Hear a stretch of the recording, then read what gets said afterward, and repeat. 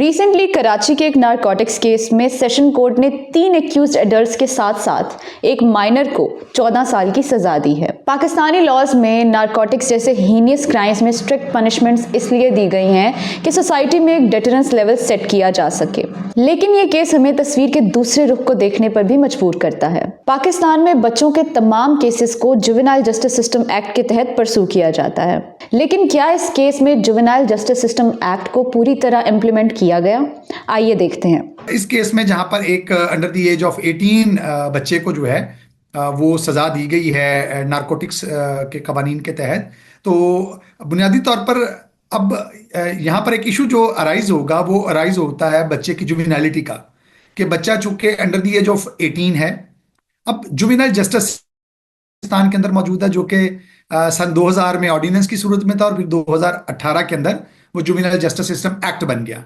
अब juvenile justice system act का जो बुनियादी तौर पर फिलॉसफी और मकसद है कि बच्चों को बुनियादी तौर पर उस टिपिकल क्रिमिनल जस्टिस सिस्टम की बजाय एक खास तरह के और एक फर्क तरह के सिस्टम से गुजारा जाए, ताकि बच्चों का जो इंटरेक्शन है वो उस हार्ड कोर क्रिमिनल सिस्टम के साथ ना हो, उस हार्ड कोर क्रिमिनल लोगों के साथ ना हो जो कि उस क्रिमिनल जस्टिस सिस्टम के अंदर आए हुए होते हैं।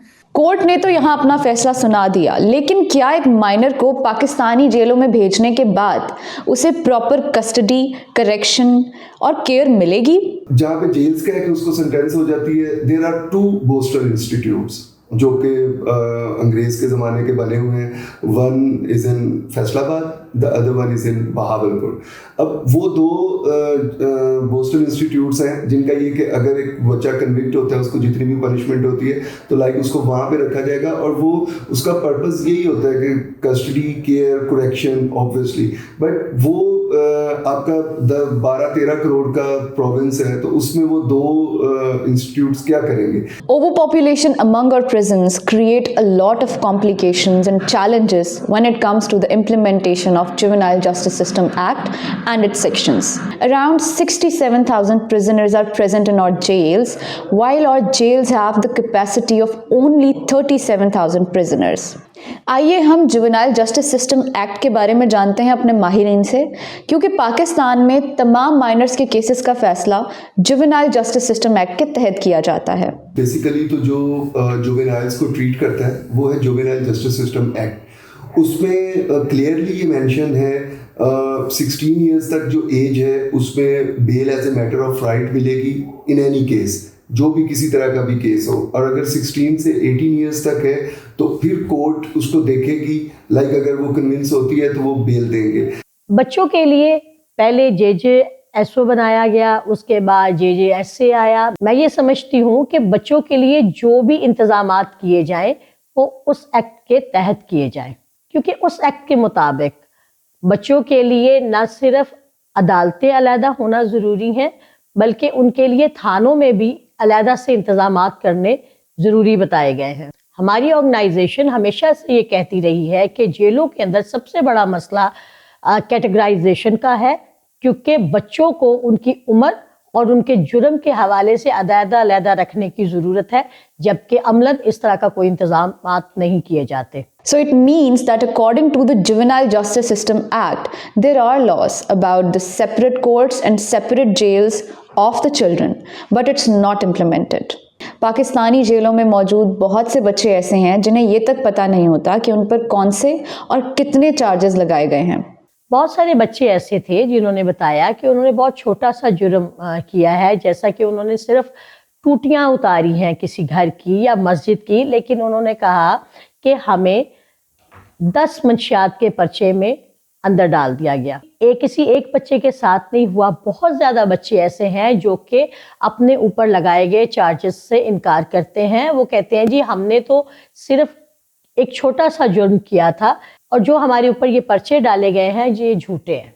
According to the law, in most of the cases of minor criminal offences, बच्चों को शख्सी ज़मानत दे दी जाती है and it also depends on the age of the child. लेकिन नारकोटिक्स और इस तरह के मेजर क्रिमिनल ऑफेंसेस में आज भी पाकिस्तान में strict punishments, even life imprisonment भी बच्चों को दी जाती है। सो डेफिनेटली जब पेटी क्राइम्स की सूरत में बच्चे जा रहे होते हैं तो बाज दफा उनको शख्सी जमानत पे ही जो है वो रिहा कर दिया जाता है, क्योंकि पुलिस भी इमीडिएटली पाबंद होती है कि वो बच्चे के लवाहकीन को भी इत्तला करेगी, मुतल्लिका प्रोबेशन ऑफिसर को भी इत्तला करेगी। बाज़ दफ़ा जो है वो अगर क्राइम की नौइयत को देखते हुए उन बच्चों की जो है वो जल्द जमानतें हो जाती हैं। बट नारकोटिक्स से जुड़े हुए क्राइम जो हैं ये चूंकि ज़रा हीनियस कैटेगरी के क्राइम्स की मद में शुमार किए जाते हैं, लिहाजा इनके अंदर जो है वो आम तौर पर इनिशियल लेवल्स के ऊपर यूजुअली जो है वो शायद उस तरह के जो सिंपैथेटिक रवैये हैं वो उनका आमतौर पर मुजाहरा नहीं किया जा रहा होता।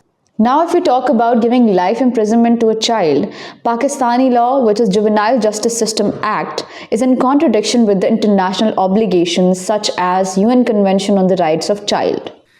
कि क्या पाकिस्तान के अंदर जो कोर्ट्स हैं वो किस हद तक जो इंटरनेशनल हमारी ऑब्लिगेशन है, जो स्टेट ऑब्लिगेशन है, उनको मद्देनजर रखते हुए फैसला करती हैं। और ख़ास तौर पर बिलखसूस जब सेशन लेवल तक के जो फैसले हो रहे होते हैं उनके अंदर भी आमतौर पर जो है वो जो वाक़याती शहादतें होती हैं, जो आमतौर पर ऑफेंस क्रिएट होता है, जो CRPC, जो पीनल कोड, जो स्पेशल लॉज के अंदर प्रोविजंस हैं, कोर्ट्स उन्हीं के तहत जो है वो चीज़ों को ट्रायल कर रही होती हैं ताकि वो फिर लोअर कोर्ट्स, ऑफ कोर्स जब लोअर कोर्ट के सामने आप हाई कोर्ट का या सुप्रीम कोर्ट का कोई इस तरह का जजमेंट, कोई फैसला रखते हैं जिसके अंदर आला अदालतों ने जो है वो अपने फैसलों के अंदर रिपोर्ट और कोट किया हो UN convention on the rights of the child या दीगर किसी इंटरनेशनल कन्वेंशन को या किसी ट्रीटी को, तो फिर वो ऑफ कोर्स लोअर कोर्ट्स के लिए जो है वो आमतौर पर एक बाइंडिंग या एक उनके लिए एक डायरेक्शन सेट हो जाती है उस कोर्ट के अंदर।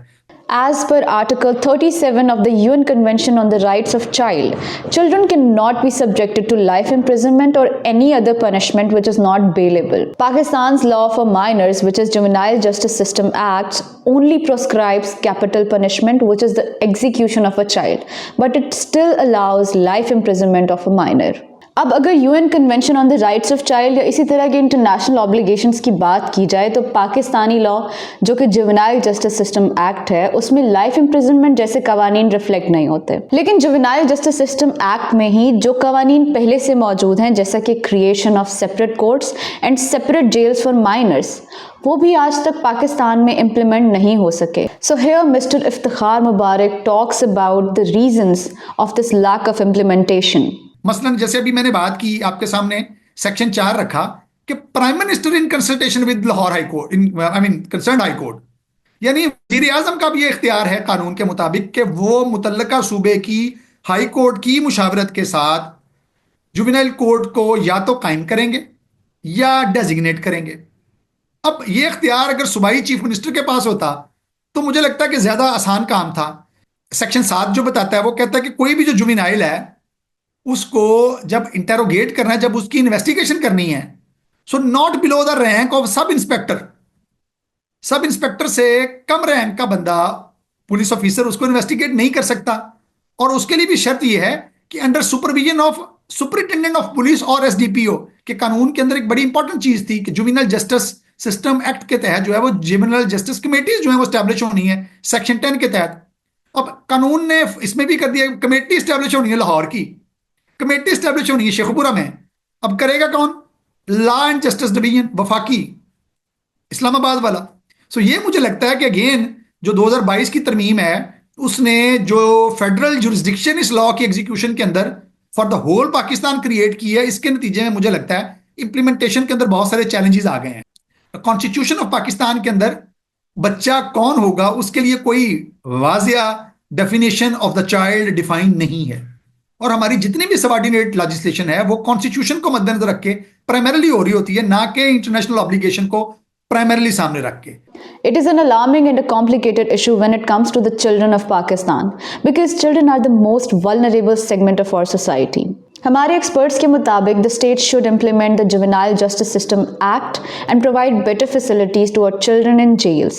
And Pakistani laws should definitely reflect the international obligations such as the UN Convention on the Rights of Child. This is Ikram Manzoor, voicepk.net.